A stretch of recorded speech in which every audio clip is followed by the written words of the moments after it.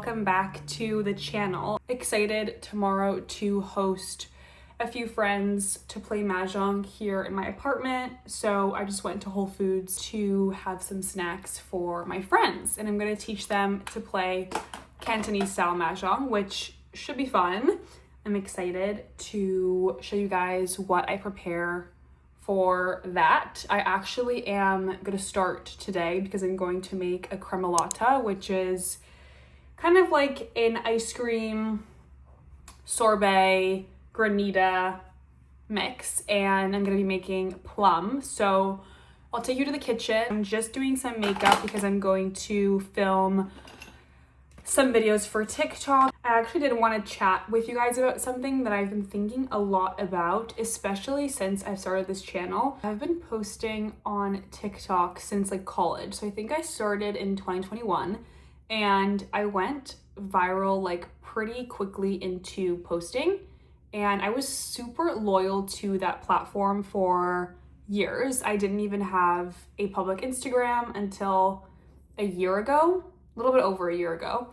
And I just put all my eggs in one basket. And recently I've been feeling like a really big shift. I obviously since then started focusing on Instagram. I obviously started a YouTube channel and basically have been really diversifying. I have been having a lot of thoughts around the change in media and like influencer marketing that has been happening honestly for a while now, but especially in the last like couple of months since TikTok was like, they changed ownership, they were purchased, and I need to change you guys because it is way too bright here. I've noticed a big shift from, and I was talking to a friend about this, and one of the reasons why I finally decided to dedicate my time to building this channel over on YouTube and focus on longer form is that there is a difference between opt-in and opt-out media. So if you're scrolling on an algorithm and you're served a bunch of random people that you don't subscribe to or choose to see,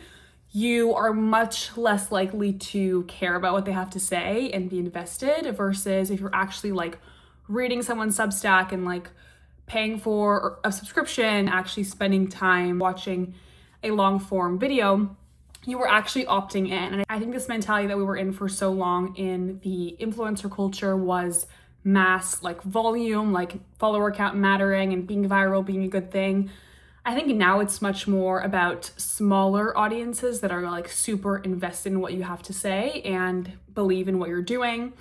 And I think that goes a much longer way than just virality and clickbait and rage bait and all of those things that people do to try to grab attention in an opt-out environment. So honestly, I'm so happy that I finally committed to putting in the effort necessary for a longer form environment. And I also, it's so funny because when I used to focus a lot on TikTok, I would hyperfixate on views and performance, and I was so concerned with that. And I have very little attachment to those numbers on YouTube because I love what I'm creating and I believe in what I'm creating, and I enjoy the entire process from filming to editing to posting and interacting, that I couldn't care less if like 5 people watch my videos. It is something I'm proud of, and I think that is important if you're trying to find fulfillment and an audience, no matter how big or small. The other platform that is very opt-in is obviously podcasts, but the barrier to entry is so much greater when it comes to equipment, studios, and all of that. And so it's a little bit harder to self-produce. So I do think YouTube is a great place to start, or if you are a writer and you're passionate about that world, Substack is also a good platform. Although I will say this whole like subscription fatigue that happens with Substack, I'm curious like what's gonna happen with that, because at one point we're gonna have to consolidate in some way. And I am curious to watch that space and see how editorial and writing kind of evolves from there. But that is it. Welcome back to my channel after this long rant. Let's go make some plum cremolata.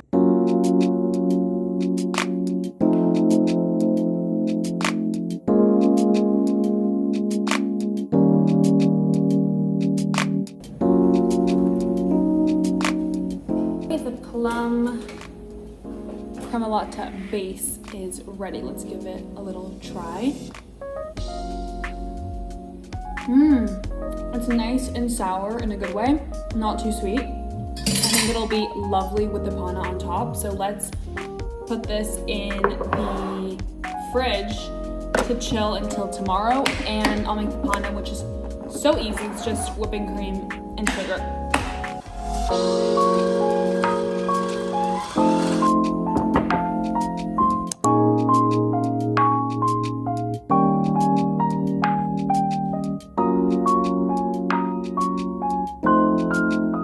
Welcome back to my kitchen. I've been in my kitchen a lot this vlog. This morning I edited a little bit. I read my book and I went for a walk. I went to the local grocery store near me and got a few things that I was missing.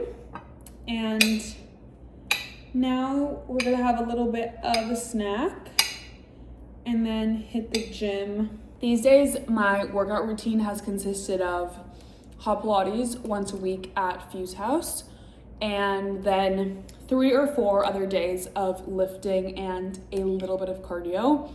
I walk every day. I live in New York, so I don't feel like I need to do a lot of cardio. I also don't like cardio.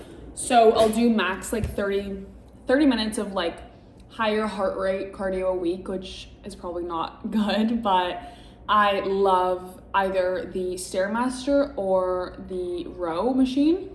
And then I lift weights, which has honestly changed my life. I'm going to enjoy my little snack, and then after the gym, we're gonna get ready and prepare some stuff for mahjong later today.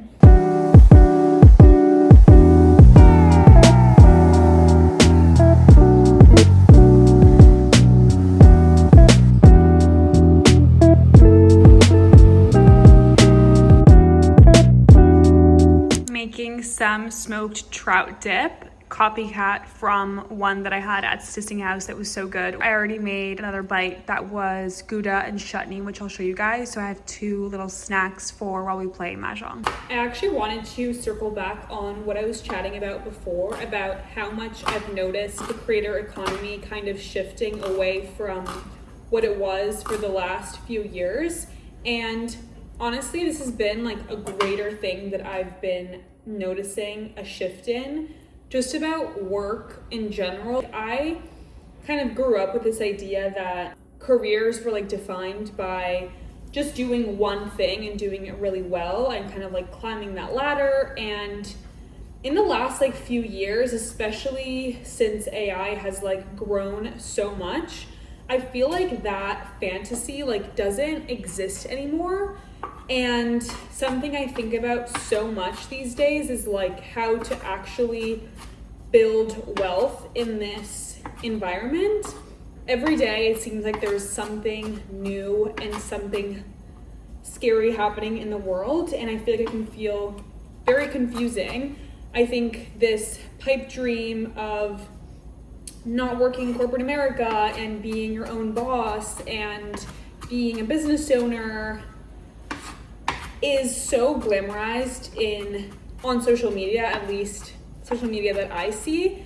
And this has been something that I have been experimenting a little bit in the last few months, just diversifying a little bit where I spend my time. So if you didn't know, I was working a lot of hours in investment banking, and I was focusing my free time on TikTok and kind of building a platform there. And those were the 2 things that I was focused on, obviously outside of like my health and my relationships and everything like that.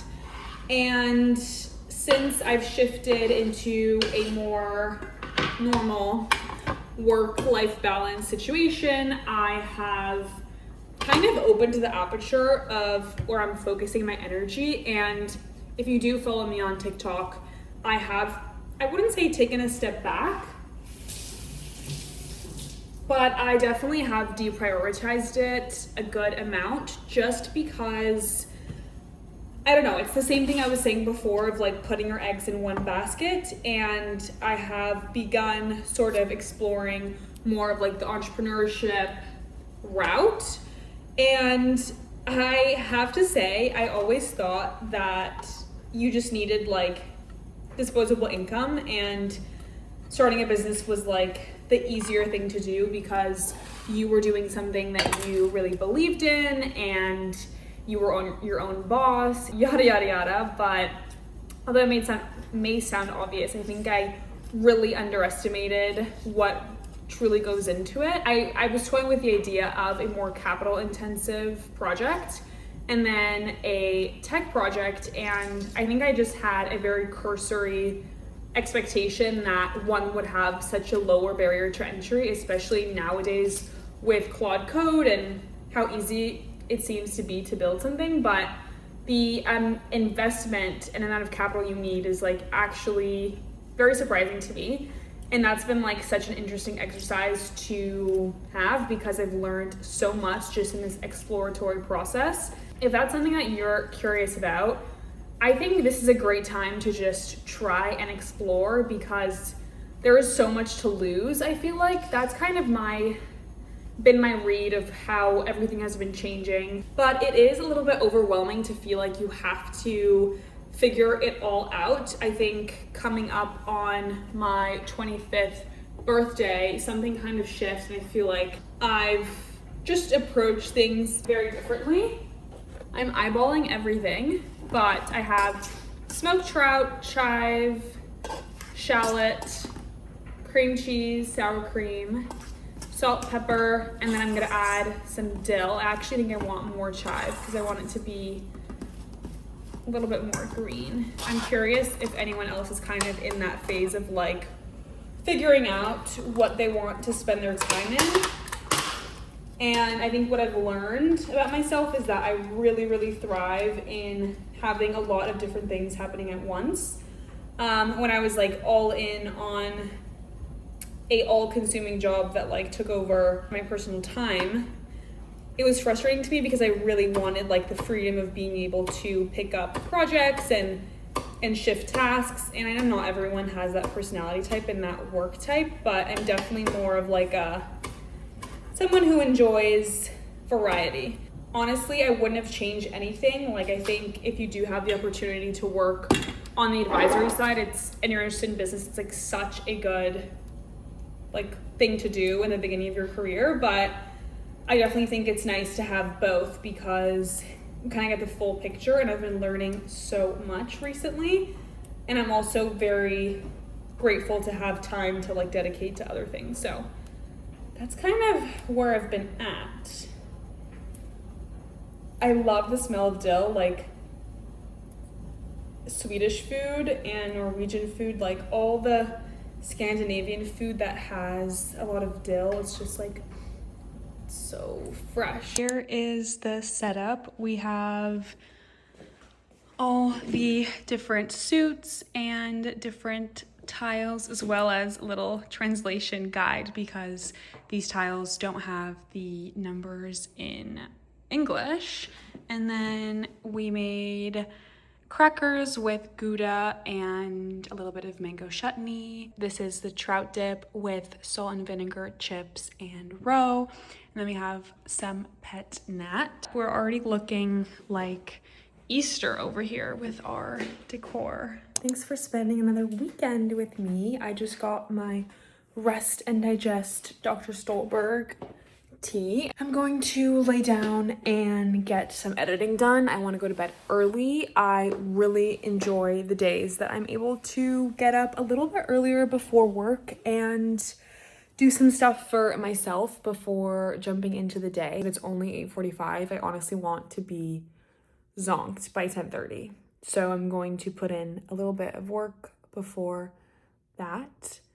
I honestly really enjoyed hosting. It just felt really nice to have a few friends over and put together a little menu. I actually forgot to serve the plum ice cream that I made. I was like so distracted in teaching and hosting and chatting and catching up that it completely escaped me. So I'm gonna have to make that this week. Also, if you made it this far, please let me know if you like longer or shorter vlogs. I have been teetering between like 13 to 25 minutes. I am curious like what you like in terms of length because I can do either, but I want to know what people enjoy. My guess is people enjoy shorter vlogs, but I personally like long vlogs, like people that I watch. I like a 30 to 40 minute. Anyway, love you. Thank you for watching. Please subscribe, and I'll see you next week.